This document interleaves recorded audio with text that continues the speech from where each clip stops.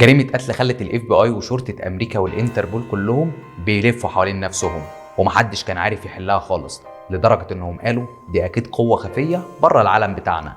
لو عايز تعرف ايه اللي حصل في الجريمة دي وازاي عرفوا الحل، كمل الحلقة دي للاخر، وما تنساش الاشتراك في القناة واللايك والشير، ويلا عشان تحلوا معايا الجريمة دي.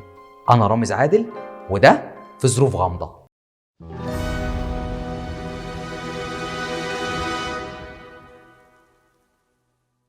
الحكايه بدات ببلاغ من شخص للشرطه بيقول فيه ان صديقه توفى جوه مطعم بعد وجبه غدا كلوها سوا، وهنا جت الشرطه والطب الشرعي ورفعوا البصمات وخدوا عينات من الاكل وعملوا كل حاجه.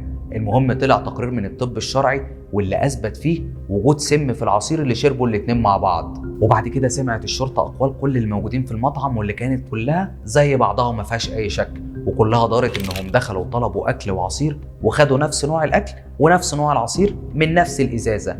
ده غير انه كمان اتقال ان الشخص اللي توفى خد عصير لمره واحده بس، لكن صاحبه اللي لسه عايش خد بدل المره مرتين. وهنا يجي واحد يسالني ويقول لي هو يعني الناس فاكره كل اللي دخل واللي خرج من المطعم اكل ايه وشرب ايه؟ هقول لك اكيد لا، بس كاميرات المراقبه اللي كانت متركبه هي اللي فاكره كل حاجه. المهم الشرطه والطب الشرعي احتاروا اكتر واكتر وفحصوا الازازه اللي كان فيها العصير وكل حاجه كانت جوه المطعم وراجعوا الكاميرات، بس ما لقوش اي حاجه. لكن المفاجاه هنا خلت الموضوع يروح لمنطقه ابعد بكتير لما الطب الشرعي فحصوا كوبايه العصير بتاعه الصاحب اللي ما ماتش، ولقوا فيها عينه سم كبيره، بس ما ماتش منها ومحدش كان فاهم ازاي ما ماتش. وفضلت التحقيقات شغاله لفتره طويله بس ما وصلوش لاي حاجه، لحد ما استعانوا باتنين ضباط كبار ومعلمين في الحته دي وقالوا هم دول اللي هيجيبوا التايهه، بس برضه ما وصلوش لاي حاجه. وفضلت القضيه تتعقد اكتر واكتر وبقت عقده عند جهاز الشرطه كله اللي ما وصلش لاي حاجه. وفضل يفكر فيها كتير ان الشخص اللي مات شرب كوبايه عصير واحده،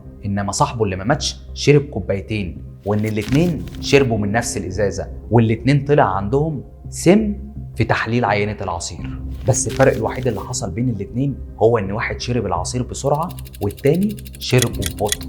ايه ده بجد؟ ايه الفرق يعني؟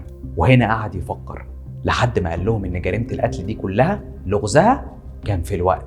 قصده الفرق ما بين سرعه شرب كوبايه العصير وبطئها. وراجع الملفات مره واتنين لحد ما قام يجري وقال لهم انا حليتها، ورفض انه يعلن عن اي حاجه الا في مؤتمر كبير لحل لغز الجريمه اللي كانت هتجننهم. لسه ما عرفتش ايه اللي حصل؟ تعال نروح اقول لك الطبيب الشرعي ده قال ايه في المؤتمر. قال لهم الجمله الشهيره بتاعت صعوبتها في سهولتها، احنا كنا بندور في المكان الغلط. وراح عامل تجربه قدامهم وجاب كوبايتين وحط فيهم عصير وحط في العصير تلج، وجاب فارين، فار شربوا العصير بسرعه والفار التاني شربوا العصير بعد ما التلج ساح.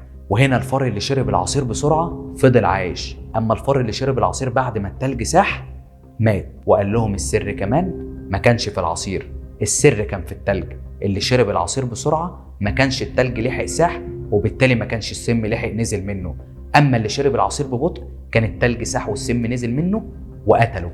عشان كده لقينا الكوبايتين فيهم سم، بس واحد مات والتاني ما ماتش. والجريمه دي اتصنفت في وقتها من اذكى الجرائم اللي اتعملت في الوقت ده. بس المحقق ما سكتش لحد هنا، ده كمان قبض على صاحبه اللي كان معاه جوه المطعم، لانهم لما استجوبوا البنت بتاعه البار مره تانيه اكتشفوا ان صاحبه خد المشروبات اصلا من غير تلج. يبقى هنا التلج جه منين؟ وصاحبه في الوقت ده ما رجعش على الترابيزه على طول، ده خد الكوبايات وطلع لحد عربيته بالعصير، وفي الوقت ده حط التلج ورجع من غير ما اي حد ياخد باله، خصوصا ان اللي مات في الوقت ده كان في الحمام، وده اللي اكتشفه المحقق العبقري. وبكده اتقفلت واحده من اغرب الجرائم اللي اتشهرت لوقت طويل باسم الوقت هو القاتل. يا ريت اللي عنده اي حكايات او جرائم او الغاز بتخص الحكايه دي او حاجه شبهها يكتب لنا في الكومنتات، اما بقى اللي عنده اي استفسار او اقتراح برضه يسيبه هناك واكيد هشوفه وارد عليه. واللي حابب يشوف باقي الحلقات هتلاقوها ظاهره فوق دلوقتي لو انت بتتفرج على اليوتيوب، ولو انت بتتفرج على اي منصه تانية هتلاقي اللينك في اول كومنت تحت الفيديو. وما تنسوش تتابعوا حساباتي اللي موجوده في الديسكريبشن تحت الفيديو، وكمان ما تنسوش تعملوا سبسكرايب للقناه ولايك وشير للحلقه لو عجبتكم. واوعوا تفتكروا ان دي النهايه، هنتقابل تاني في ظروف غامضه. استنوني، سلام.